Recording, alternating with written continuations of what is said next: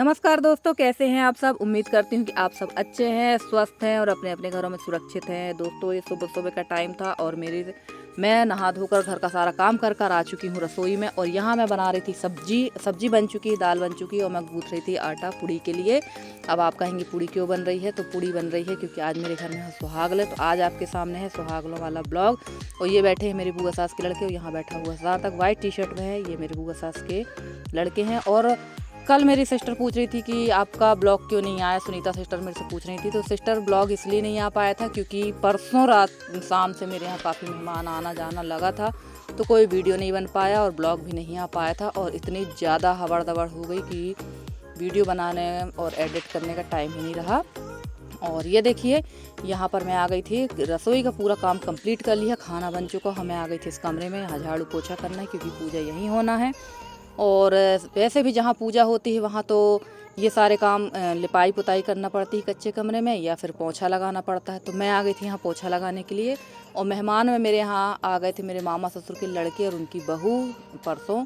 और उसी के बाद जस्ट मेरी बुआ सास के दोनों बेटे और छोटी वाली बहू और उनका बेटा आ गया था, क्योंकि उनके छोटे वाले जो भाई साहब हैं, मेरी बुआ के छोटे वाले बेटे की काफ़ी तबीयत ख़राब थी, तो उसको दिखाने आए थे उन लोग जबलपुर। और ये लोग हैं शहडोल के, तो उन लोग आए थे जबलपुर दिखाने आए थे। रात हो चुकी थी तो उन लोग आ गए थे हमारे यहाँ घर पे।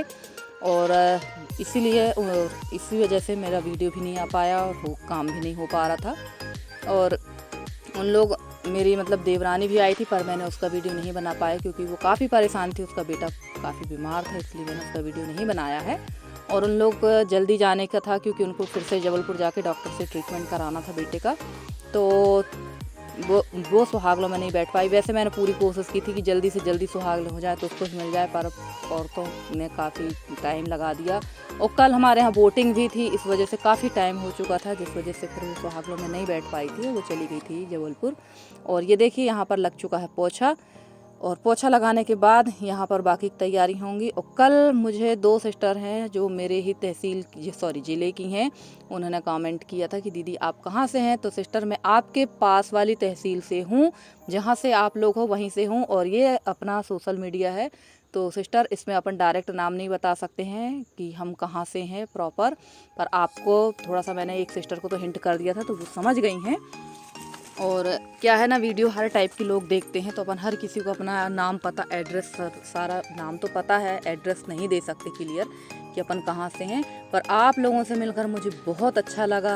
कम से कम ये लगा कि चलो और कोई भी है जो अपने यहाँ से ये काम कर रहा है, नहीं तो अभी तक तो मैं सोच रही थी शायद मैं ही अकेली हूँ।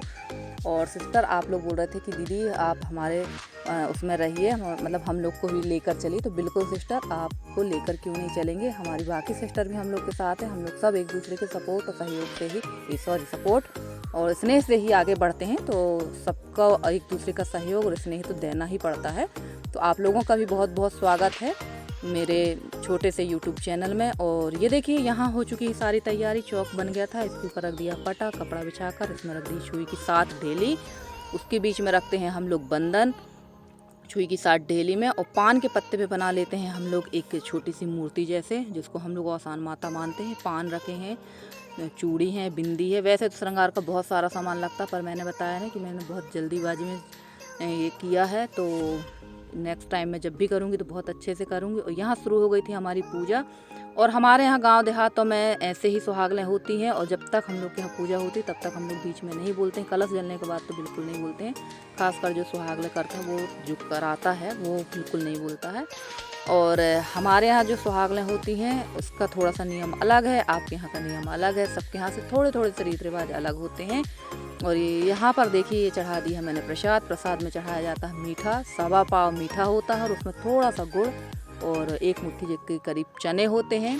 चने मतलब फूटे वाले, फूटा कहते हैं हमारे यहाँ उसको रखते हैं। और ये जो सुहागलें होती हैं हमारे यहाँ 7 औरतों से स्टार्ट होती है, 7, 11, 14, 21 इस टाइप से। आपकी जितनी सामर्थ्य हो उतनी औरतों का आप बुला लीजिए, उतना श्रृंगार का सामान लीजिए, उस हिसाब से सुहागलें की जाती हैं।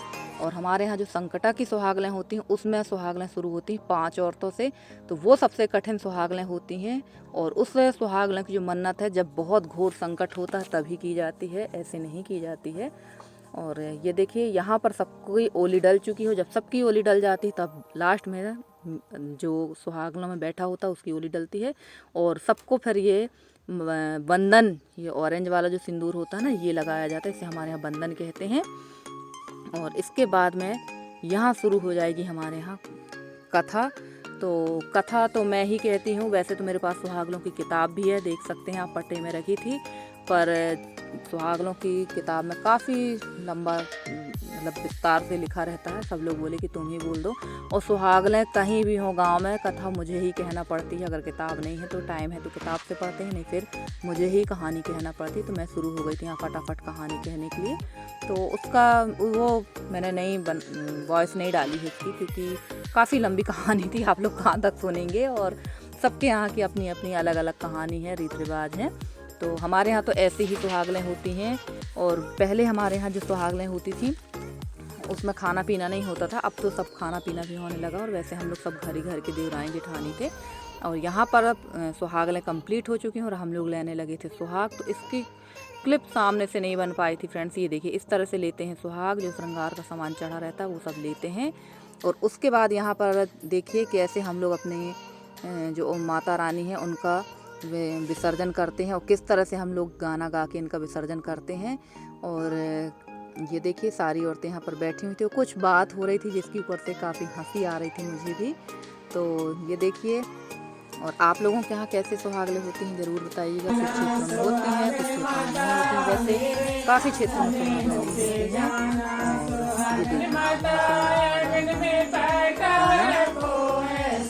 ये देखिए मैं वॉइस करना भूल गई हूँ।